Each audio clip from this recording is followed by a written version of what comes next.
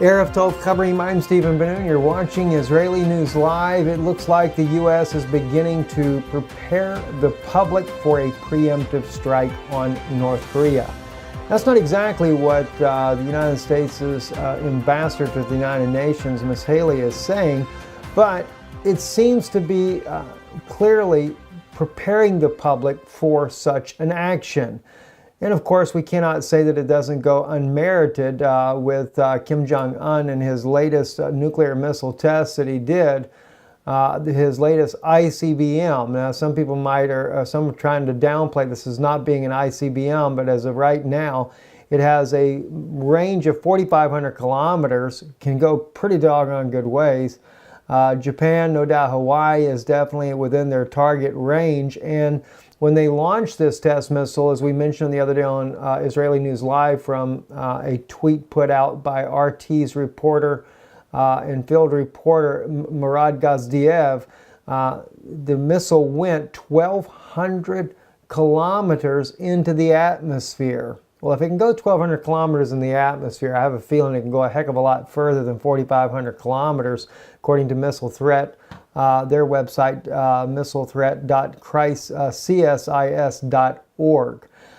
Anyway, going back though to Ms. Haley and what she has to say, let's listen just for a moment here, some of the comments that she makes here as she has the Japanese and South Korea representatives with her. The United States, along with Japan and South Korea, are extremely concerned about what is coming out of North Korea these days.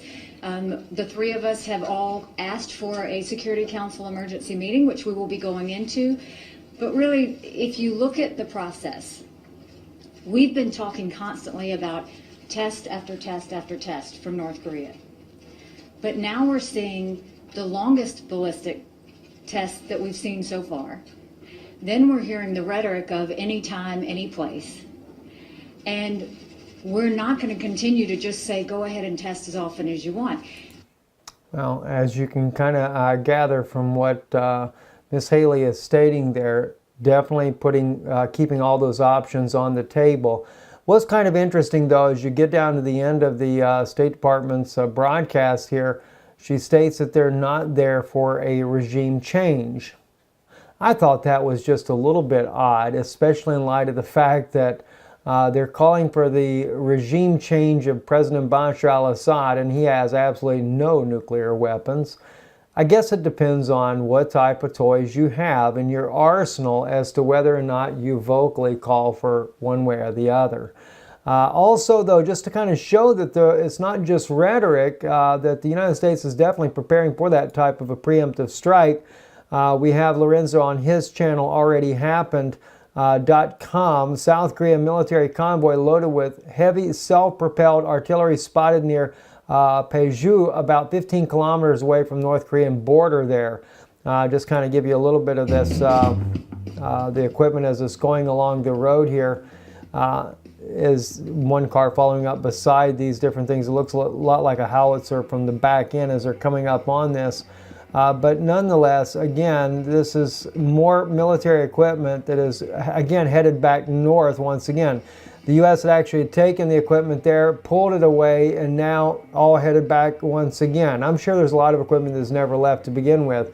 And also, I believe the USS Ronald Reagan has left one of the Japanese ports as well en route to the area there to patrol the area. It didn't specify where in the report that I saw there, but I'm assuming the Sea of Japan, not far from North Korea's border there, in order to kind of keep a check on what's going on.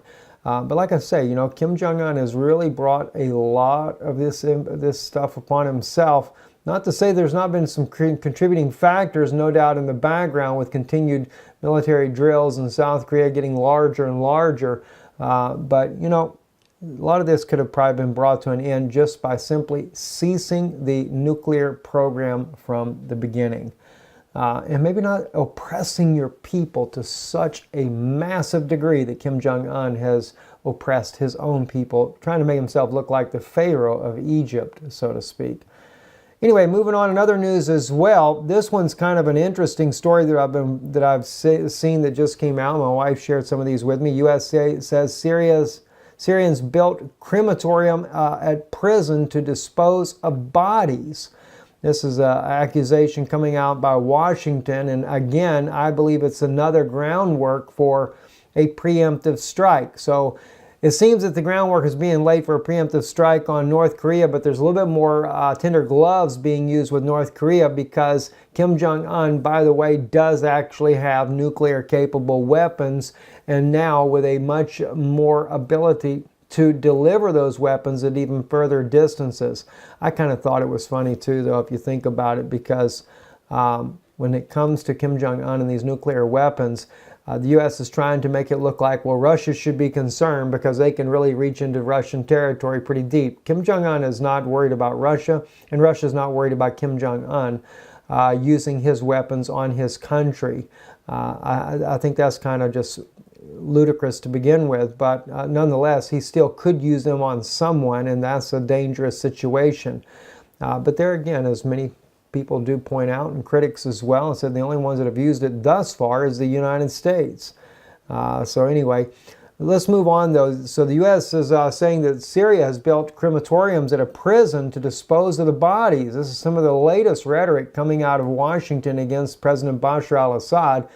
And I haven't really dove deep enough into this as of yet, but I'm just concerned that, again, it's once again more rhetoric. And why would this type of rhetoric be coming out to begin with? Well, as we already know, the U.S., UK, Jordan deployed troops, tanks in the southern Syria.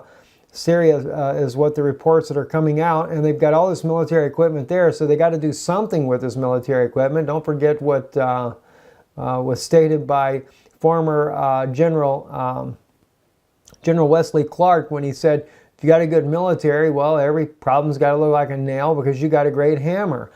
So that's exactly what they're doing. They're seems like they're building up a bunch of excuses just to go and attack, to bring Bashar al-Assad down in the presidency. And not only that, time has come to assassinate Assad, says a senior Israeli minister. Just unreal the way things are going now. Anyway, housing minister cites reports of fresh atrocities in Syria. Yoav Gallant was IDF major generals responsible for Gaza's front. President Bashar al-Assad should be eliminated to stop the atrocities taking place in Syria, according to an Israeli minister in Benjamin Netanyahu's government. Housing and construction minister Yoav Gallant, a retired major general who led the Israel Defense Forces in Southern Command, which includes the Gaza Strip, pointed to the U.S. allegations that the Assad regime built a crematorium at a prison outside Damascus to cover up mass murders. Now, I do have to say for a moment here, though, when I see this type of wording coming from a minister out of Israel, you have to understand the passions run deep for many Jewish people to begin with, because there was so much of this type of things going on inside of Germany and other countries as well throughout Europe that were under the Nazi regime control. And it's something that the Jewish people look at as saying, you know, never again. We cannot have this happen once again. And in my own family, on both mother and father's side, thousands were killed in the Holocaust. And of course, many of them went to crematoriums as well. So it touches a nerve for the Jewish people when they hear about crematoriums. But the question comes in as to whether or not the allegations are really true. Now, we've seen satellite photos that they're showing that they're alleging that this is a crematorium being used to burn the bodies of all those soldiers being killed. But this is something we're going to look deeper into, because once again, allegations are swirling around, and the last time they went swirling around, it sent 59 Tomahawk cruise missiles inside of Syria. So, and yet still never was there a legitimate investigation done that allowed Russian authorities as well to be a balance in those investigations to determine whether or not sarin gas was used against Bashar al-Assad's own people, and whether or not his government was actually guilty of doing just that.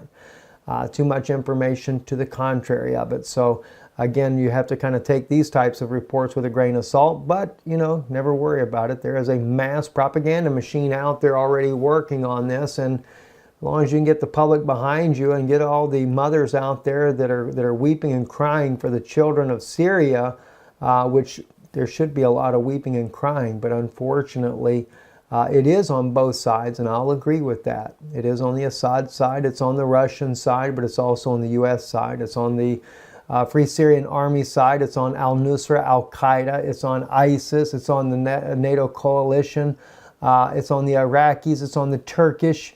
It's on every one of them's side over there that are in there fighting in this country, all fighting against one another, and it seems like half the time nobody knows who the real enemy is to begin with.